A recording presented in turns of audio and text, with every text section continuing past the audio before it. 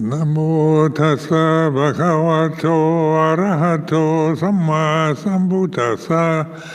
Namo tassa bhagavato arahato samma sambuddhassa. Namo tassa bhagavato arahato samma sambuddhassa. Aparuta de sangamatasa tawara ye sodavanta bamunjantu satang.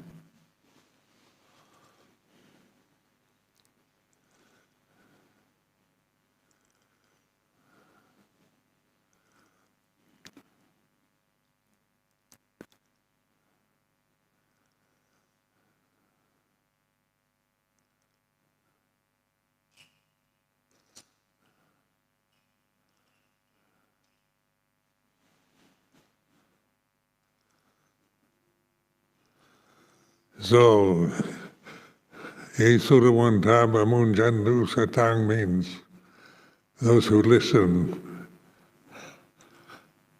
have confidence that the gates of the deathless are open.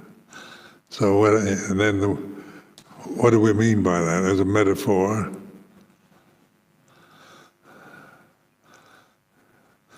And so the deathless, the gates to the deathless. So that's the Eightfold Path based on enlightened understanding of the Four Noble Truths. So this is a succinct explanation of the original teaching of the Buddha, which in verbal expressions we can understand the words, because that's how we're conditioned to live in our realities are have to be named, have to be given names, be described and analyzed, criticized, loved or hated, liked or disliked. So this divisiveness of the thinking process, just reflect on how thinking is a very divisive faculty that we experience, and we're very attached to thoughts, words, meanings, expressions. We like to analyze. We go to psychotherapists or psychoanalysts or have meetings to discuss our emotions and feelings, because these are conditions that we identify with, this sense of my feelings, my emotions, my view, my opinion. It's all thinking, it's all based on words, and this sense of I am a physical body, this is me, this is what I really am, and what I think is my reality, and then we have ideas of respect and appreciation and acceptance. And then there are boundaries. How far can you accept or appreciate anybody when they don't behave the way that you consider proper, don't agree with your views?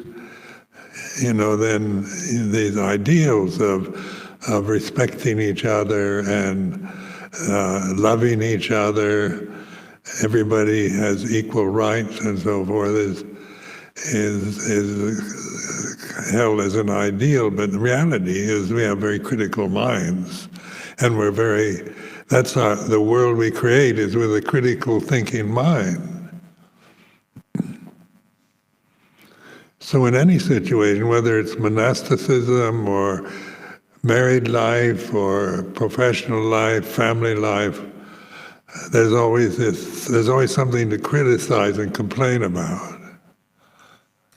Because samsara it's not perfect. Nobody on a personal level in form or thought or personality is perfect. There's no perfect personalities or physical forms. There's no perfect man or perfect woman. The ideal of a perfect man and woman is an ideal, another word we create.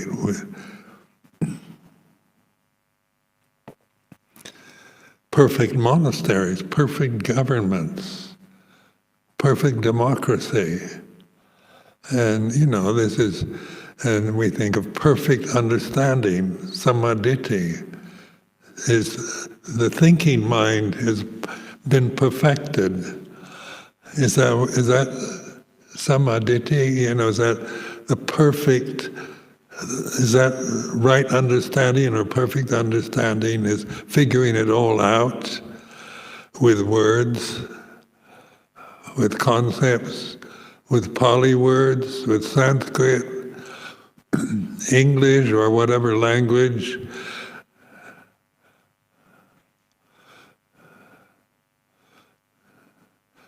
Is that samadhi? That's in the Eightfold Path, right understanding. And so in life, in social situations, in societies and so forth, we endlessly complain because there's so much to complain about, because of the imperfections we perceive in ourselves or in each other,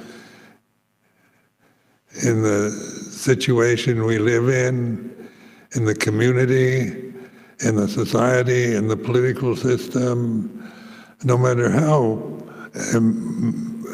perfect you can imagine a society to be, it can only be imperfect, because societies are an illusion that we create. A sangha is a society, a group. And so the sangha is a group of individual people, each coming from their world, their separate world that they create with words and thoughts and ideas.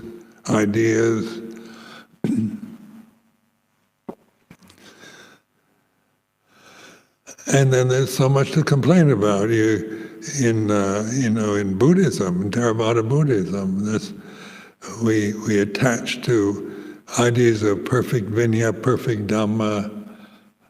That we develop our sense of what's perfect, absolutely right and true through reading the scriptures, the Vinaya. We form opinions, and then we have our own view of what is perfect, what is right, what the Buddha really taught, what the Buddha's words are, what they really mean. As we translate Pali into English,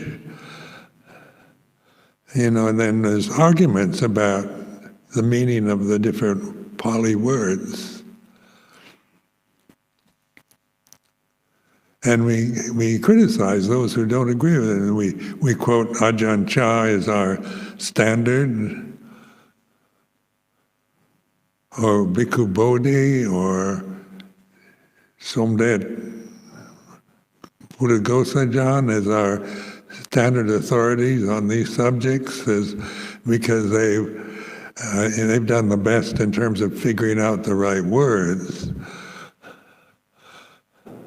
But they're only words, and words are sankharas. So we're back to this sankhara. This word is a Pali word, and it can be translated in so many different ways. Phenomena, conditions, and so forth are, good enough English equivalents to sankhara.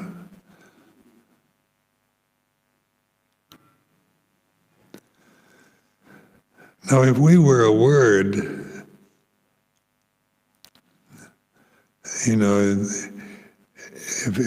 if our dependency is having a name and a position, status is important on the ego level, having status in the society, in the sangha. But are you really a name? Is that, you were given the name after you were born. None of us were born with a name. Our parents decided on the name after we were born. So it's a given thing. It's a condition. And then, and names change as we grow up, and we may not like the name we were given by our parents, and then we adopt another name. We have, a Buddhist name, and we identify with that. But this identification is a form of clinging, that when we don't investigate sankharas, when we don't witness phenomena or conditions as they arise, when we get caught into attaching to views and opinions, then we're lost in the samsara, or the conditioned realm of birth and death. So that's not the deathless. Now, the word deathless is another word, trying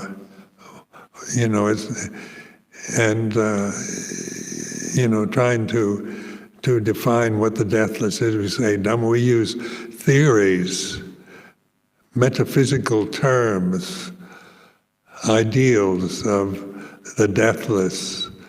We create more words, more elaborate descriptions, or, that convey something way up high, up above, or like metaphysics, or that seems something very high up, not just ordinary daily life, dealing with hunger and physical fatigue and aging process.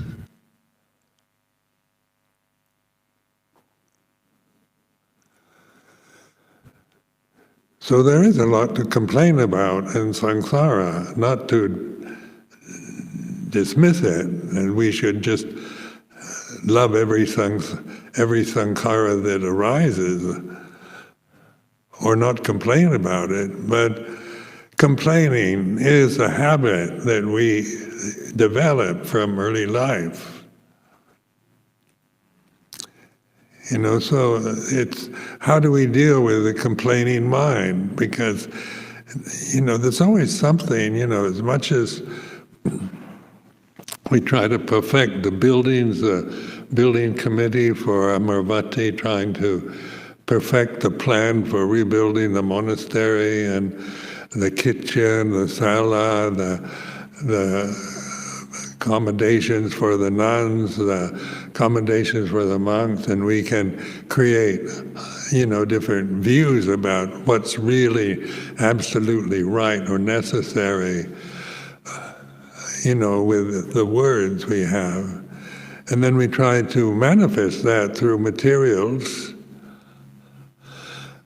But no matter how well it's thought out and planned, there's still, you'll find, no matter how wonderful a building plan be and how it manifests in a beautiful way, there's still, you find plenty to complain about.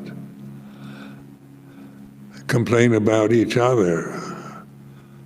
Junior monks complaining about senior monks, or junior nuns complaining about senior nuns, or senior nuns complaining about junior nuns, senior monks complaining about junior monks. Then you have an ideal of what a good junior monk should be, how to behave, not complain, watch the mind, be aware, is good advice. But how do you deal with the complaining mind? Because it's a very strong habit. Because we've complained all our life about our parents, about school, about teachers, about playmates, about bullies.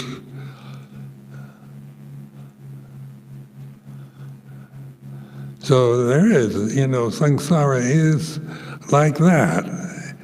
It's all changing phenomena, and so in terms of if we're going to live in samsara, and just get caught up in complaining about it, trying to make it perfect, it's futile. It's impossible because sankharas, phenomena, can't be perfect. It's impossible. Perfection on these changing conditions that we hold to, cling to, create our worldview, a sense of ourself, is all changing phenomena.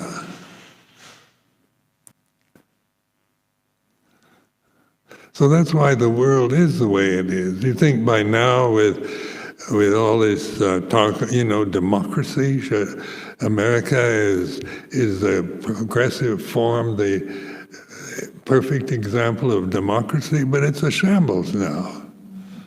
And you hear the news about the present governmental system, and the Republicans and Democrats can't agree on anything. They think they're all being terribly democratic. But what is democracy? In the reality of here and now, it's an ideal.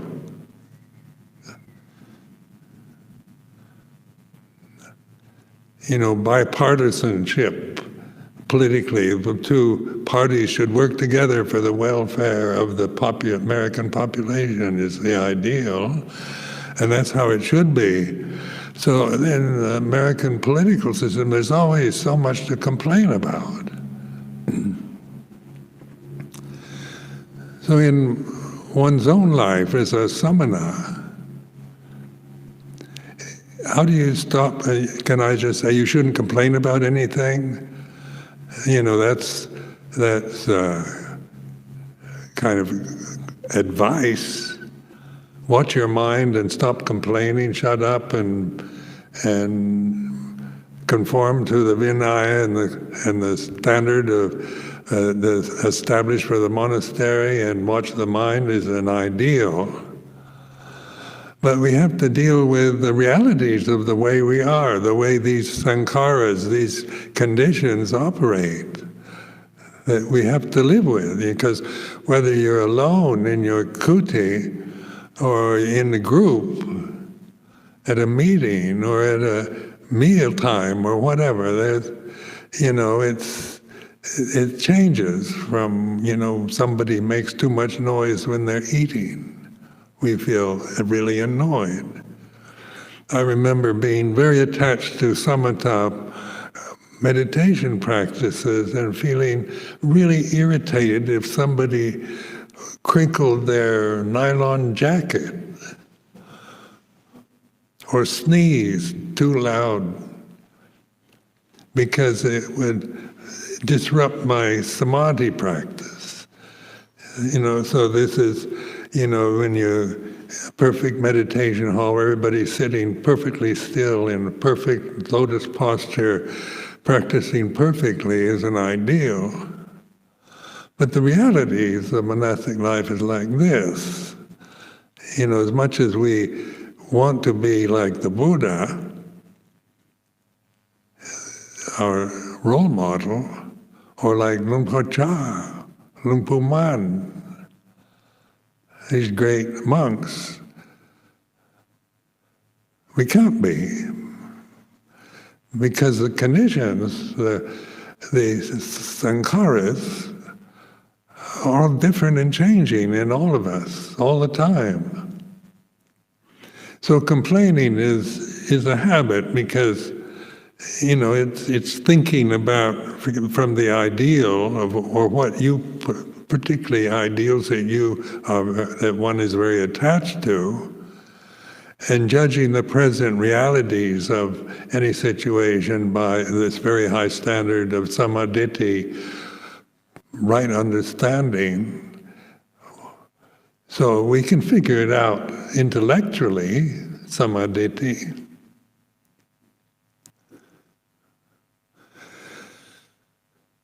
But then the door to the deathless, try to figure that out with words. Door is a metaphor, so, is there really a door we have to find? A gate that we have to find? Or, metaphors are signs, encouraging signs towards looking, opening the door and looking, observing, entering the deathless. But what is the deathless right now, sitting here this afternoon in the temple? What is the deathless reality? Yesodawan Taba Munjan Tu Satang is trust in awareness.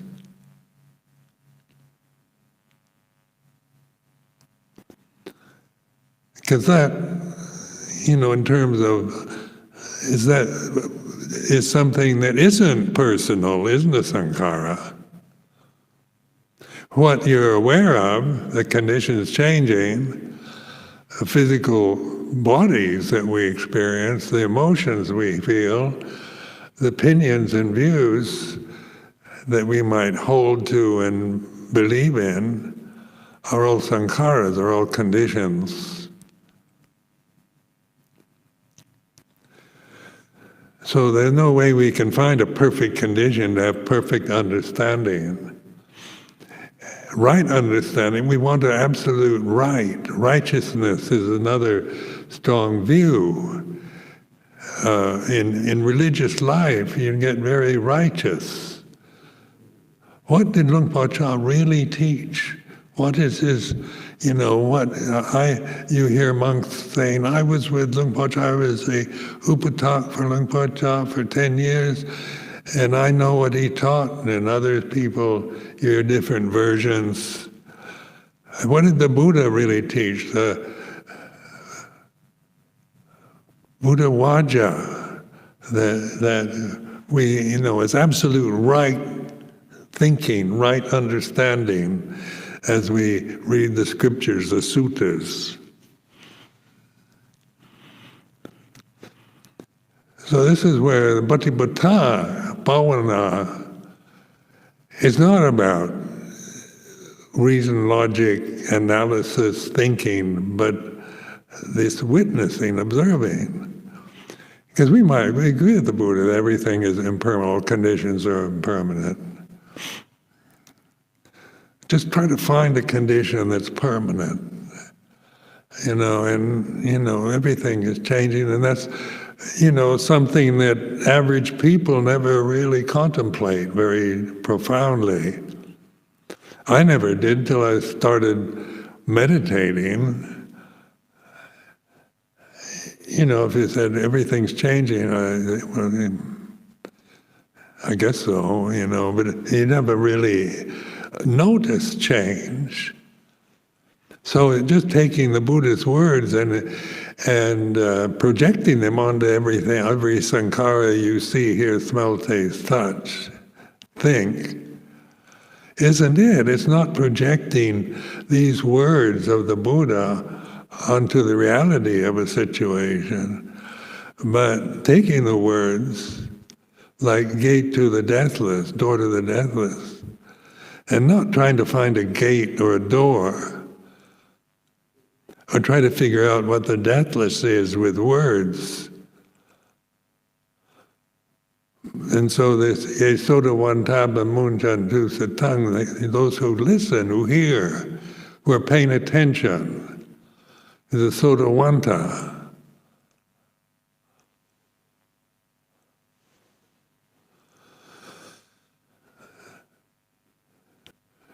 So I heard today a monk I know is going to take a PhD in Vipassana meditation. And we laughed at that, getting a PhD in Vipassana sounds... Because a PhD is just more words, isn't it? And Vipassana is insight, it means insight into, looking into reality.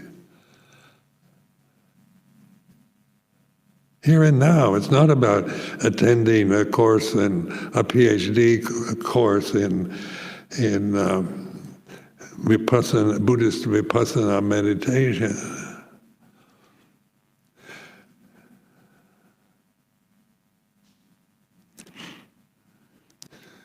Well, again, getting a PhD in vipassana meditation is all right,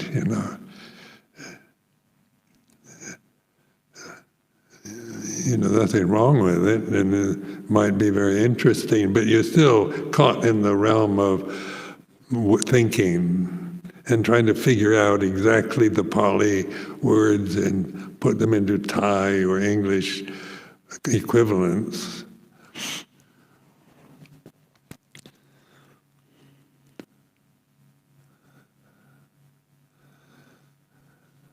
So it's not about getting a PhD in anything.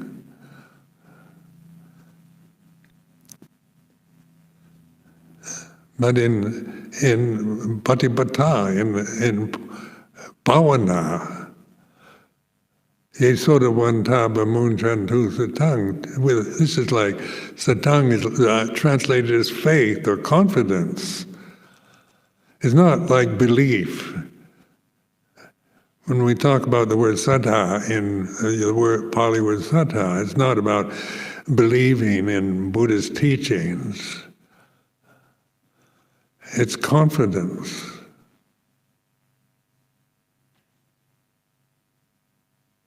In awareness here and now. So the complaining mind is something to look at rather than try to stop complaining.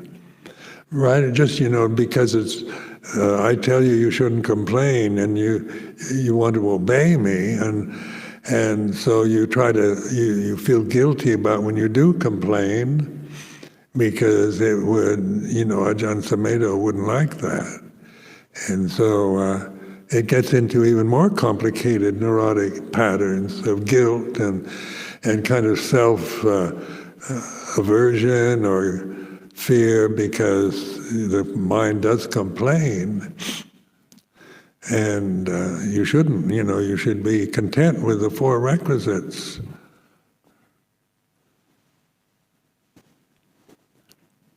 And so, complaining is a result of attachment to the thinking process, to ideas, ideals, words, views and opinions.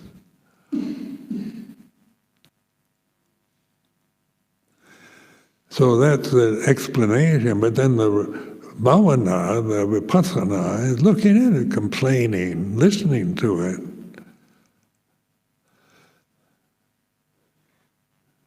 Early on in monastic life, in the first few years with Luang Por Chah,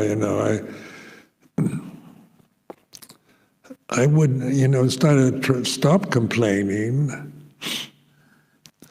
I deliberately complained, listening not to anybody. I wasn't complaining to other monks, but I was listening to my complaining mind. So I decided to really complain, intentionally complain and listen to myself, to this mind complaining about life.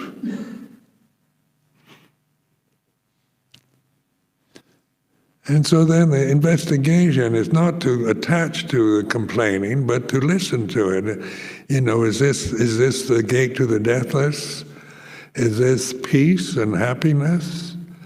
When I complain endlessly and mind just sits there and wants things to be different, or complains about other monks or about the weather, about anything.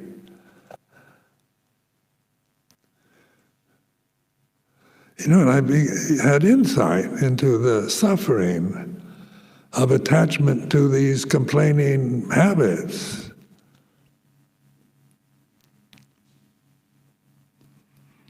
Like at Wat Pah Pong, there were so many mosquitoes. And in those days, there were no mosquito nets. There were mosquito nets we had personally, but like on screens.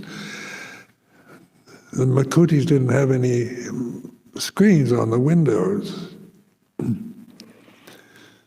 And so there's a plethora of mosquitoes sitting in meditation hall complaining about the mosquitoes.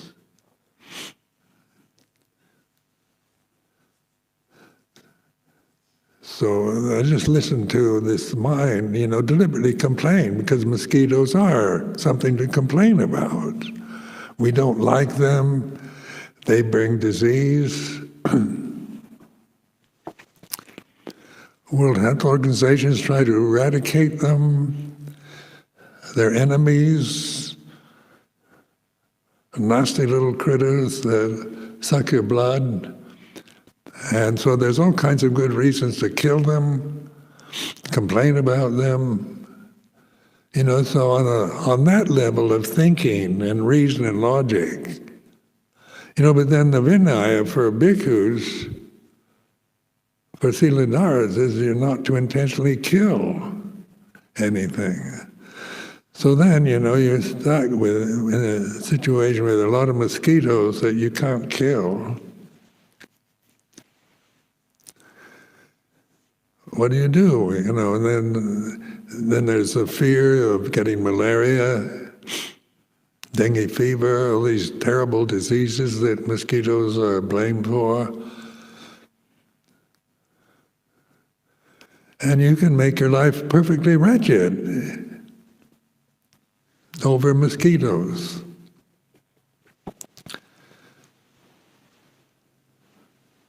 And so this is, is that what we have to do, is just live with mosquitoes and just shut up, try to stop complaining about them? Or is there something to learn from mosquitoes? So this is a question to ask yourself. The things that we complain about, maybe there's something to just listen to the complaining mind. And that which listens, that which is aware, isn't complaining. Awareness doesn't complain about mosquitoes or anything else. Mindfulness is not about complaining about life or situations or opinions or views, but they are what they are. Sankharas arising and ceasing.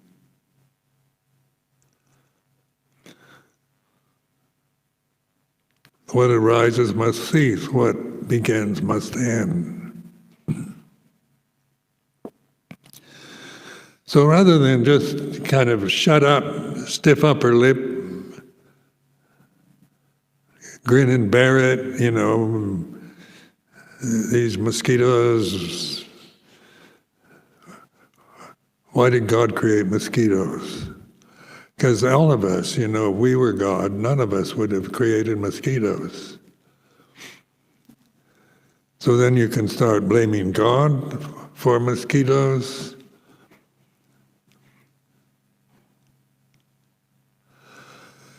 But there's a lot of things we don't like in the samsara, a lot that we disagree with or don't want. So, as Sotawantas, who are paying attention, listening, trust in awareness.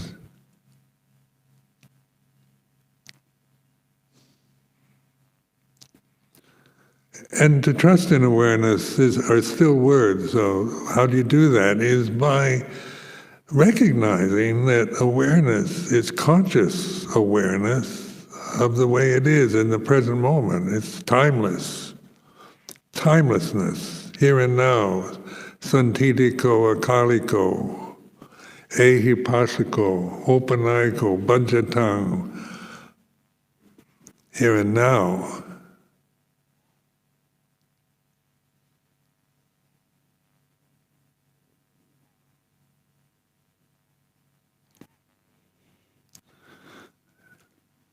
So I remember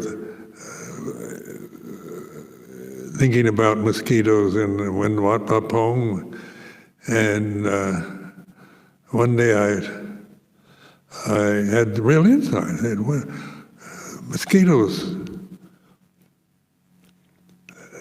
they've been in Thailand longer than I have. This is where they breed and live. And I come from America, and I start complaining about mosquitoes, as if they shouldn't be here. And we do that when we travel, when we don't agree with things, the customs of foreign countries, different cultures. We go visit other societies, other religions, and we have views about what's right and what Buddhism is absolutely right, and anything that differs from it is wrong, because the opposite of right is wrong. So right and wrong as absolutes are impossible. There's no absolute rightness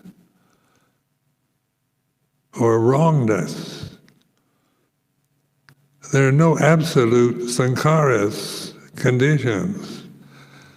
Absolute is just another word.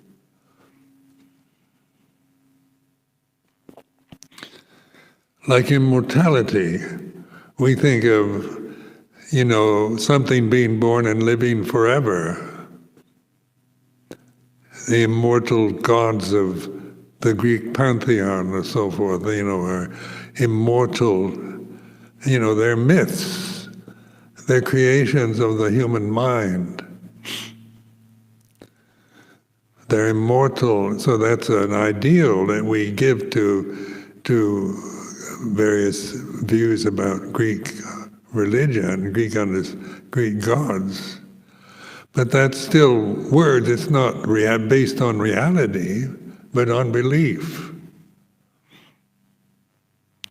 So there's this belief, we believe in Buddhism is one thing. But is that saddha? Can we translate saddha, the Pali word saddha, as belief? Is it believing in Buddhism, believing in the Four Noble Truths, believing in what teachers say?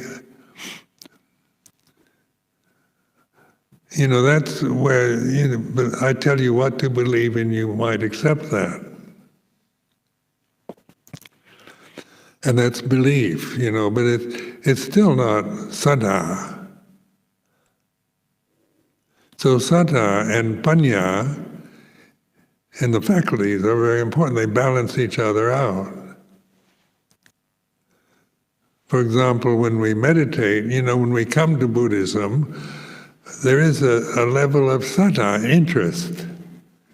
Maybe we know nothing about Buddhism before, we're brought up in a different society, different religion.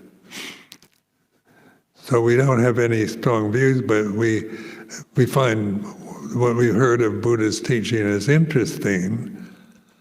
That's the beginning, interest. There's a kind of interest. It's not a belief. You don't believe in Buddhism yet, but you're interested enough to read books about it, read the suttas and so forth. And then through reading the suttas,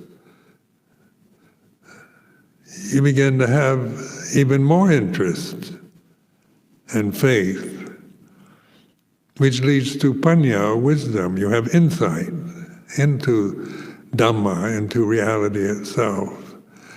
Profound insight into reality. It's not intellectual.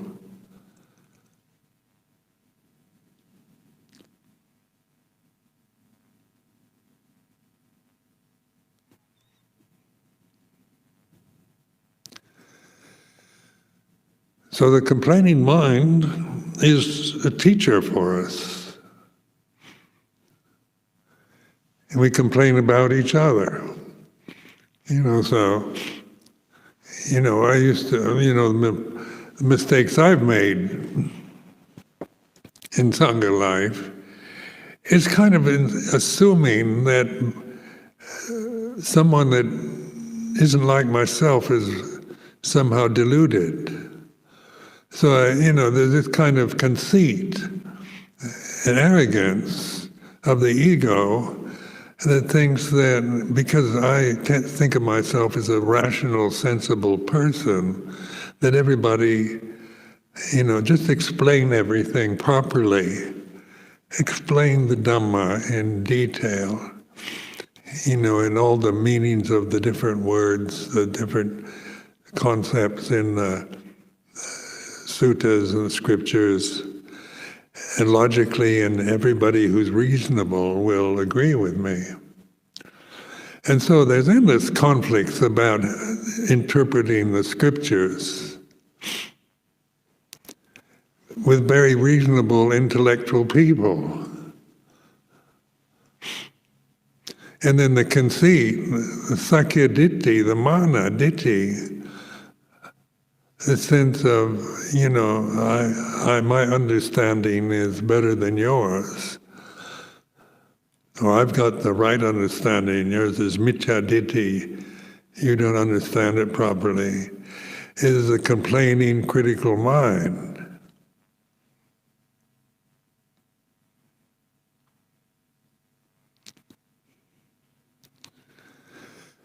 So this is teaching us, these are sankharas, the sakya ditti, the arrogance, the conceit that we might be identified with. We begin to observe it.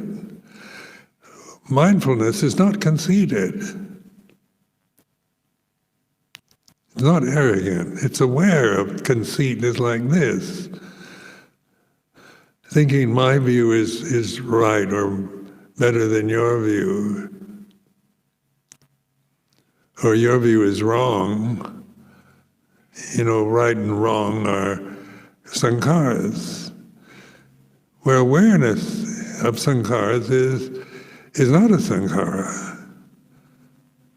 This is where we trust in this awareness, because that is the door, the gate to the deathless, which you can't find, the deathless, through analysis, through words, through beliefs. But satta and panya, these two words,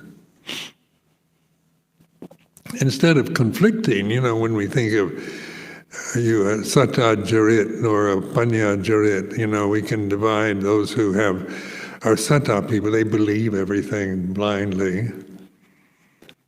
And if you're panya jarit, you tend to look down on, they just superstitious, caught in their habit patterns. But we're the real insight practitioners. We have panya. That can be conceit, isn't it? It sounds like conceit. So no matter what the conceit is like, no matter how right we might be, or wrong we might be, the door to the deathless is awareness of right and wrong as a view and opinion. They're not absolutes. There's no absolute right. So is samaditi an absolute right? It is words, right understanding.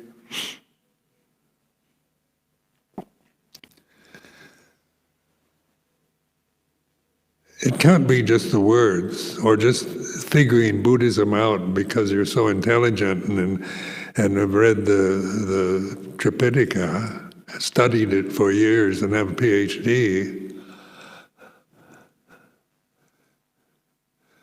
Right understanding, samaditi, is then from insight.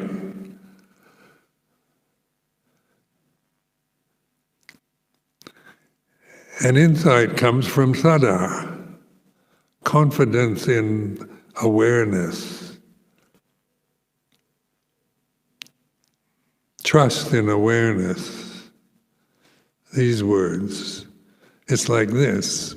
So these little pins I give out now, saying the way it is a reminder of that.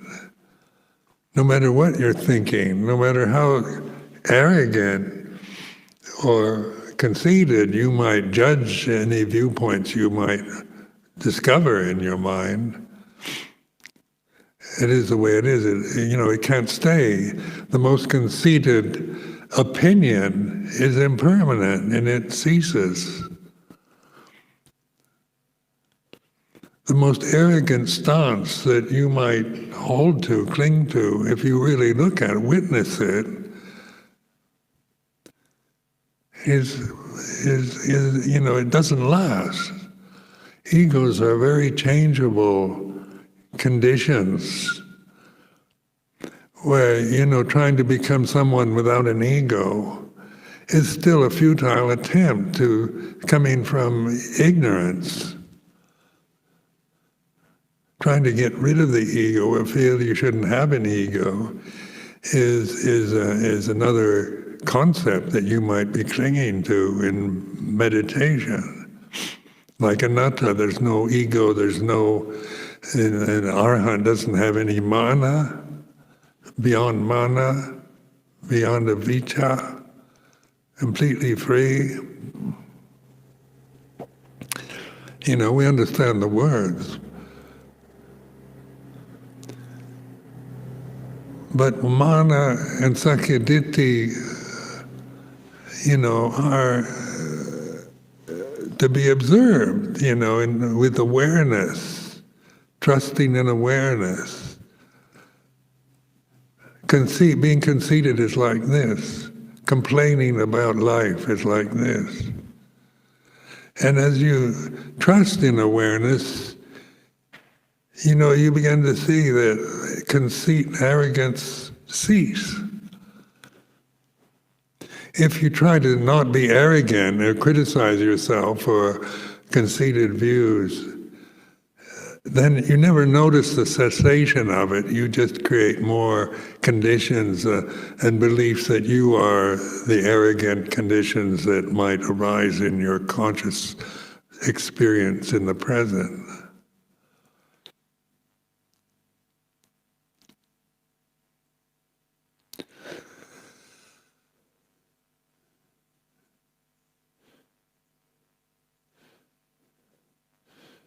So samsara is teaching us. We're not trying to, get rid of samsara and live in what we call nibbana, free from suffering.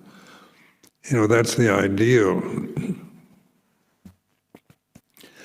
But in these mortal coils that we identify with, these conditioned forms, habit patterns, sakyaditi silabhata paramasa, vicikicca, instead of trying to get rid of them, of these first three fetters, so we can become stream enterers, this is all, if we might have belief in that if we do this, we'll become stream enterers. But that's not stream entry. You don't become a stream enterer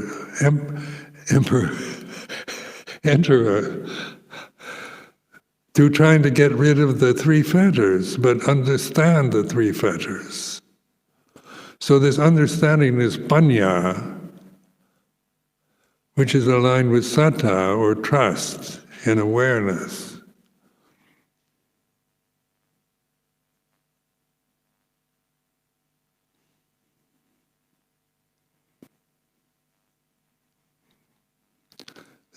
So that's why, I encourage you learn from the way you are. How you see yourself as a person, as a personality, as a social entity, whether you're an introvert or extrovert, male or female, and monk or nun or whatever, these are artificial conditions.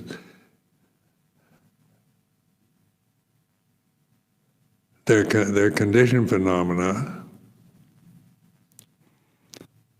But what isn't conditioned is awareness, consciousness, here and now.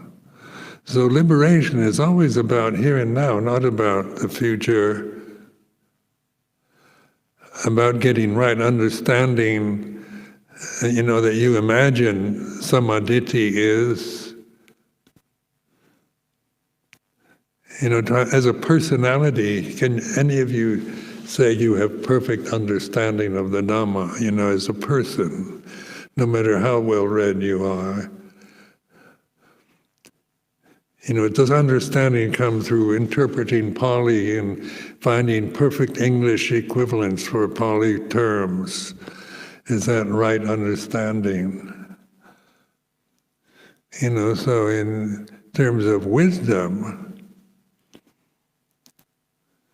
isn't about words, about concepts, about getting rid of kilesas and becoming a stream enterer, a once-returner, a non-returner, and an arahant. Personalities cannot become enlightened.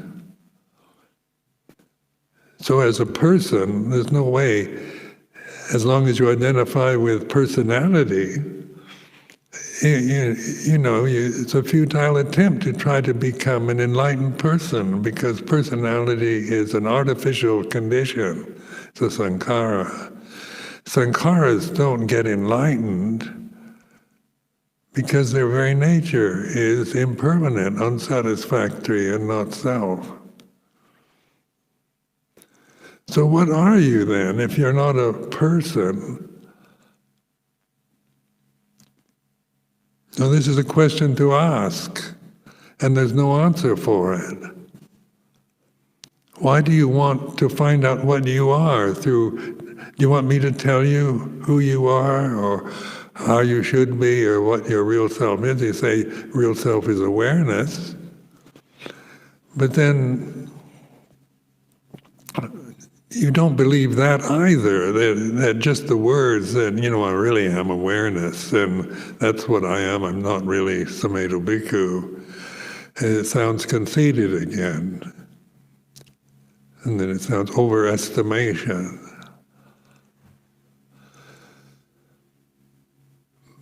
But what is truly deathless at this very moment, the reality of here and now, is conscious awareness. And trust this. So you're willing to look at the dark side of yourself, the angry, jealous, frightened conditions that might arise in consciousness. You're willing to learn from mosquitoes, from the way you react to others in the Sangha, and so forth. You're learning from the sankharas that they're not self. Then what are you if you're not a sankhara? And then, so this is the unknowing, unanswered question. But there's still awareness with no name, no projection, just pure, absolute, pure conscious awareness that is impersonal, not self. So when this begins to sink in, when you begin to have this insight, you realize there's absolutely nothing to fear, really nothing to do. It's such a relief to know this reality, ultimate reality, to be this reality itself, rather than the personality, the physical body, the emotional habits that we cling to, the five khandhas, the sense world that we enjoy or hate.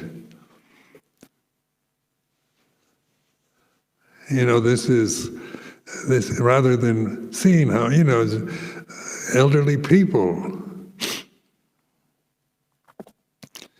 I really have an interest in elderly people now because I'm one of them. You kind of done it all.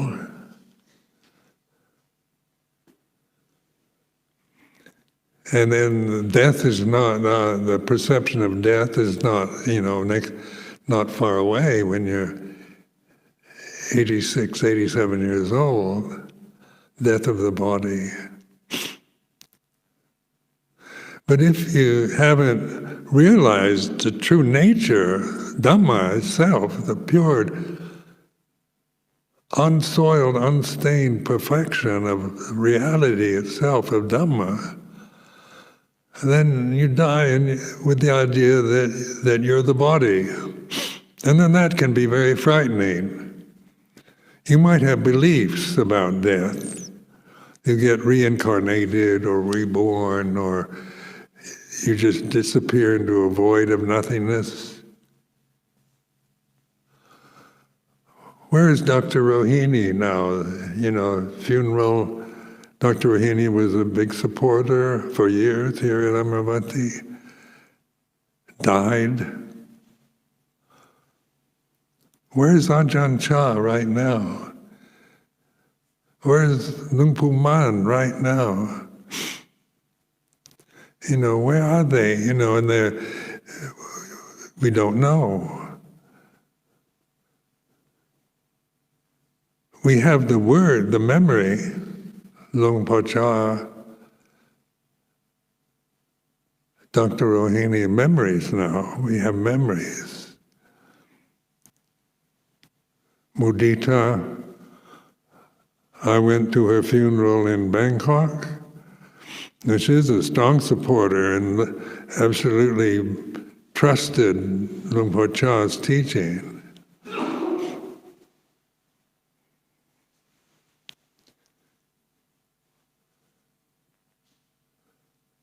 We don't know. But we're aware of not knowing is like this.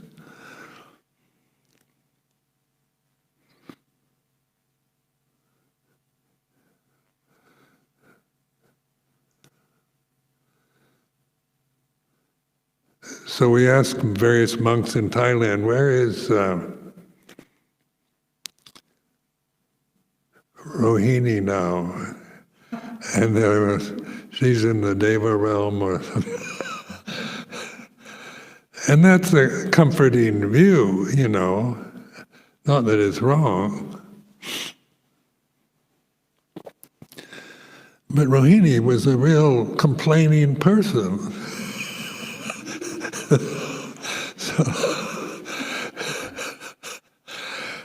We wondered, did she die complaining about life? Or was that just the surface? The habit patterns of an individual.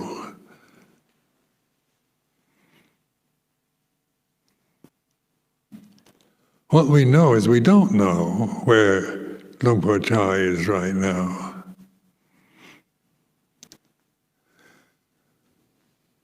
Was Luang Por Chah an arahant? And then people have asked that question. And can Luang Por Chah as a person become an arahant before he dies, or he was paralyzed at the last 10 years of his life? All we can do is we don't know, or we create doubts about it. Doubts are like this. Not knowing is like this. Believing he's completely resting in nibbana is another concept, another view. So these are views, there's nothing wrong with them. But even these comforting views and these beliefs in reincarnation or rebirth, some monks practice in order to become reborn in the time of Maitreya Buddha. In the future, Maitreya Buddha is supposed to come in the future Buddha. So that's an ideal, isn't it? Practicing hard, being a good monk in this lifetime to be reborn when Maitreya Buddha comes to the planet Earth.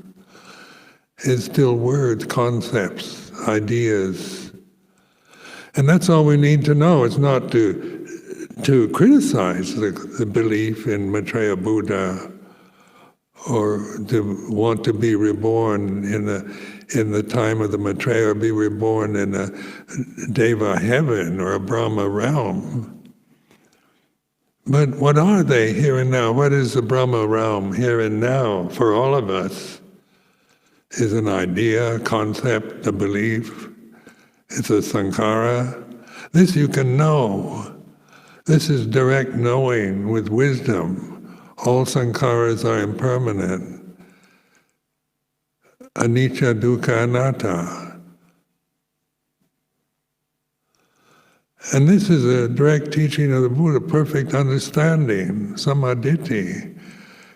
Comes from, his wisdom understanding, not belief in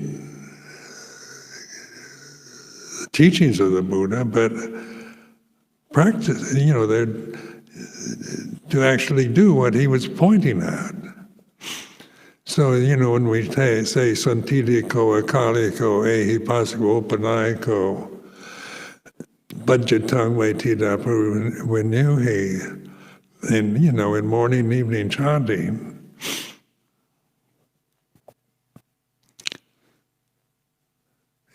these are, Dhamma becomes something, not just an ideal word or an abstract concept of perfection,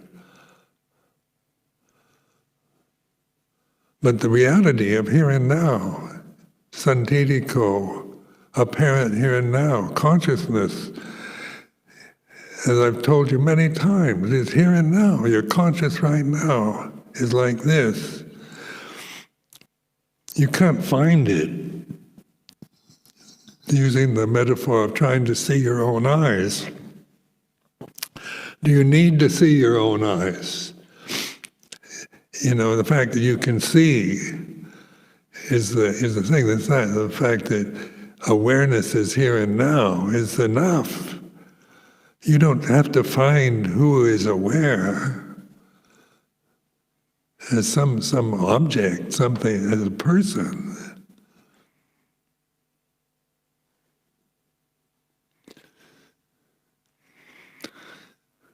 So see your life here in Amaravati, no matter what mental states arise and cease, faith or doubt or criticism or obsessive trust in everything here, or your discontentment with life here, or wanting to be somewhere else, or doubting yourself or feeling guilty, be frightened, envious, they're all teaching us about the nature of sankhara. So it's not projecting impermanence on sankharas, it's observing sankharas. Puto, in the Buddha, Puto or Puru is the witnessing reality of consciousness. It knows the way it is like this. Because on the ultimate level it's true, all conditions are impermanent. Is awareness a condition then? That's the question. Is consciousness a condition? Because it's mentioned in the 5 khandhas. But that's sensory. Senses are conditioned, aren't they?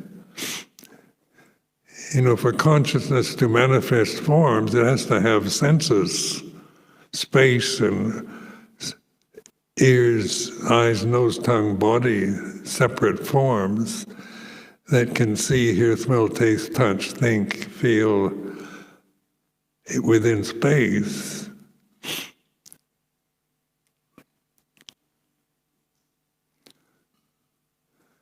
But that which is aware of sankhara,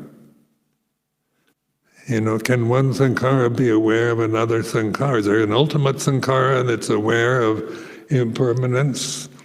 Is this awareness of impermanence, the sankhara that's aware of all the other sankharas? Or is awareness, conscious awareness here and now, the gate, the very opening to the deathless reality of Dhamma. So I offer this as a reflection.